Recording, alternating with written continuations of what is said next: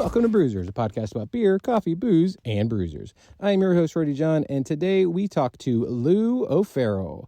We talk all about her journey in pro wrestling, the Canadian wrestling scene, and so much more. This is such a fun interview. While doing some research for this show and watching her on YouTube, this is the first time I've ever seen a ring announcer introduce somebody in not only English, but French as well. I thought that was very fascinating, very interesting. But Loue is such a fantastic wrestler out of the Quebec, Montreal, province, the French-Canadian part of Canada, but obviously she wrestles in multiple places, as you'll hear. So we'll get to that in a minute, but first, make sure to sign up for our newsletter. You get even more information about our guests, you get fun facts, and you get to find out what's happening with your favorite podcast, all about beer, coffee, booze, and bruisers. So without further ado, here is Loue OFarrel.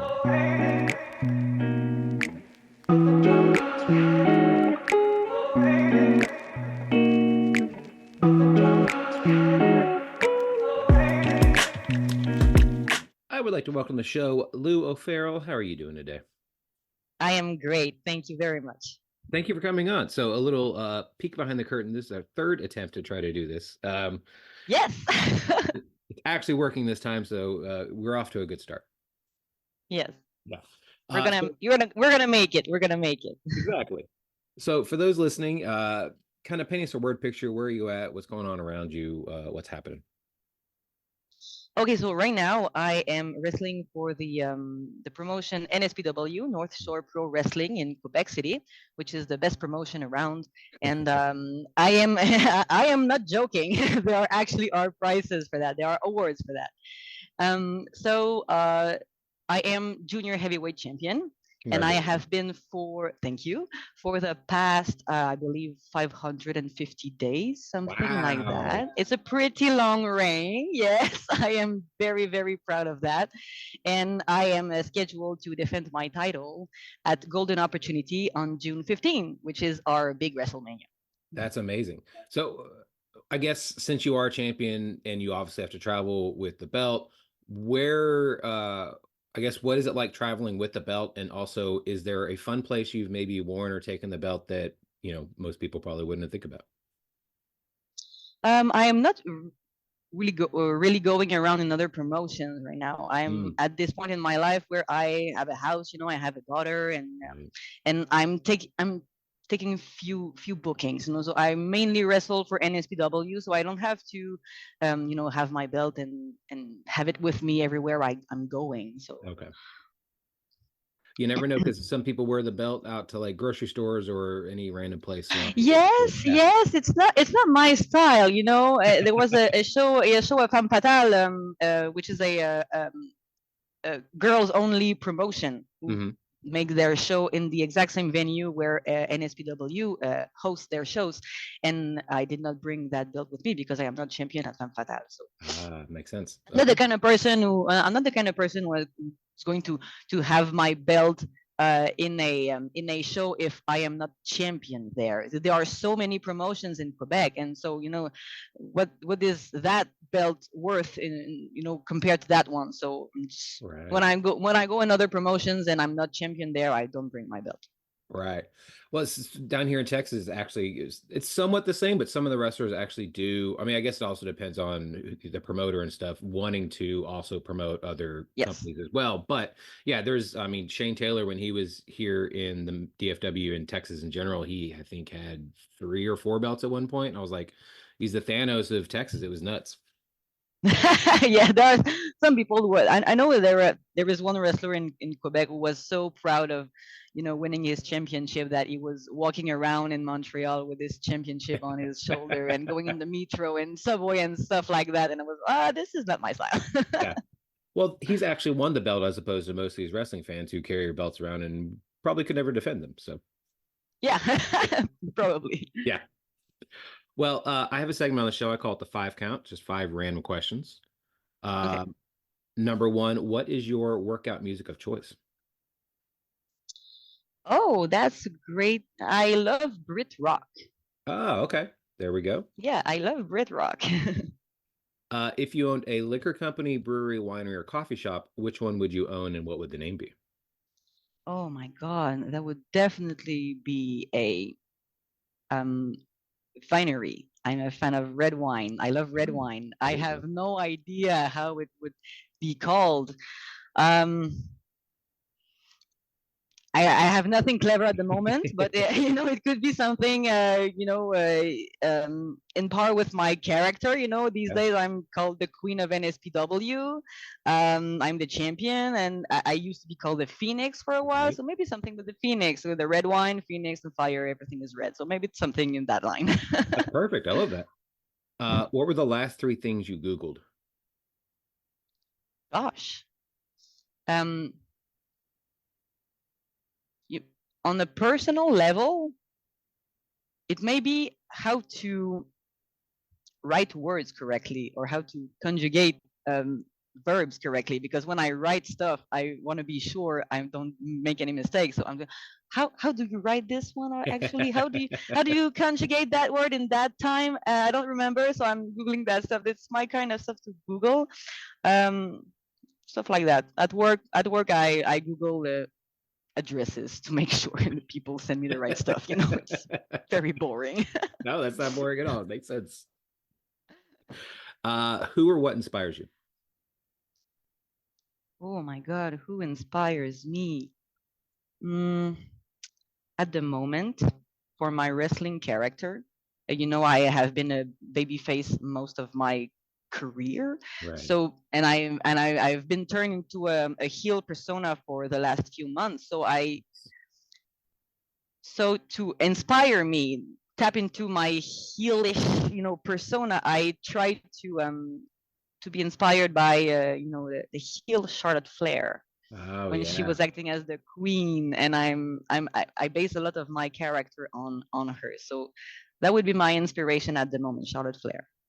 I think she's better as a heel, just the way her dad was. So but again, She folks. is so good as a heel, Yes. and I just love to hear her talk all the time when she's heel, and she has that demeanor I'm trying to copy to put into my persona. So I try to watch as much heel Charlotte Flair as I possibly can. I would also agree to do that because she is absolutely amazing. And what would you tell your 17-year-old self? That's a great question. I would tell her many things, I think. But regarding wrestling, I think I would tell her to actually try, because I did not want to try to make it into wrestling. So I took another path and I went to college. Mm. But I thought if I could talk to her right now, I would tell her, just try it. Don't go to Quebec City. Go to Montreal. Go and learn the craft. Go to the United States as much as you can. Do the grind. Yeah. And just try, just to see if you can make it. And I never tried because I was scared. Mm. So maybe I would tell her that. And it's not that I regret anything, Right. but I know I'm pretty good in a ring. So I thought maybe I would have made it. Maybe I would have made it. So, but we never know. We would never know. So I don't know. But I would tell her to actually take the risks. There you go. I mean, you could really tell yourself at that at any age to make sure to take those risks. Yeah, because now it's too late. Now I'm 33 and it's just too late. Oh, you're so old. I mean, but for women in the wrestling industry, 33 is pretty old. If you're not there at 33, you'll never make it. Yeah, I mean, I don't know how old Natalia is now. I think about it, but she has been there for ever. I mean, a little bit of the nepotism, but she's also an incredible worker as well, and she works so hard behind the scenes with her and her husband, helping other people get to where they want to be. So, yeah, absolutely. But she was already in WWE she's been there for the past 15 years, something like that. So I want to say longer than you have that. to. I don't know. Maybe I don't know. I don't know. Somebody will let us know on social media. Yes. Please let us know all the back history. Give us a book report on Natalia. And now, going all the way back in time, what is your earliest memory of pro wrestling? Earliest memory of pro wrestling, live action or on TV? Either. I mean, I have now started asking people what was their first live event, because that is really a lot different than seeing it on TV or even playing video games, because you're getting the atmosphere of the crowd, you're hearing all the sounds in person, you have the smells going on, like all the sensories are going on at the same time. But that's usually a lot different than whatever your first time pro wrestling ever really came into your life. It was. It Yeah. was. First time wrestling came into my life on TV. Of course, I was a kid, and Yeah. I was around 6 years old. You know, my father was watching WWF on TV with my brothers, and I would enjoy playing with my Barbies. And when I was watching wrestling, my favorite wrestler was Stone Cold Steve Austin. You know, Get it? Yeah. but I never thought I wanted to do that with my life. It was only a show I was watching on TV. And so fast forward a few years, I go into high school, and I was doing a lot of theater. And my brother, who was always have been a wrestling fan, started to wrestling at the local promotion. So I went to see my first wrestling show at 15. It was a local show because I come from a humble background and I did not have enough money to go see the big WWF show at the time. So I never went there when I was a kid. So my first live event was a local wrestling show, and I was watching my brother on the ring wrestling, and I watched the guys go, and they're doing theater.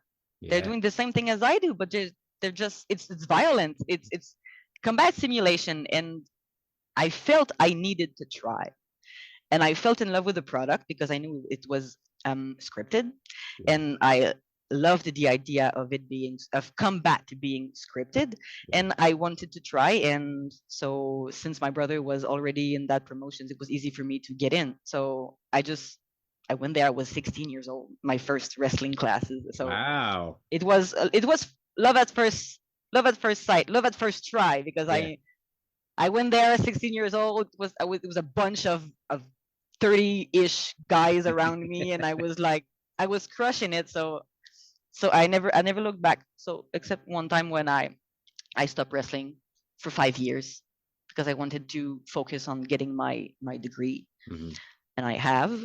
And afterwards, I came back to wrestling because I missed it so much. Yeah, I love the first bump. I love it. Yeah.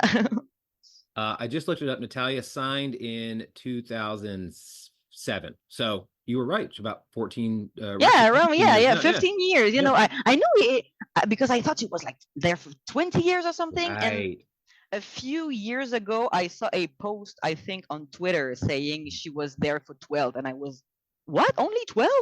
So I figured it was around 15 at the moment. Yeah.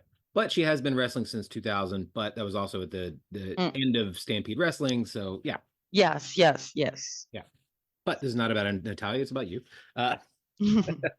So you said you took that break for that 5 years to go to and finish school. What finally got you back into it to where you're like, okay, that's done. I figured that part out. Let me actually spend the time, because obviously, you know, with your regular job in your life, you are kind of having a duality of life.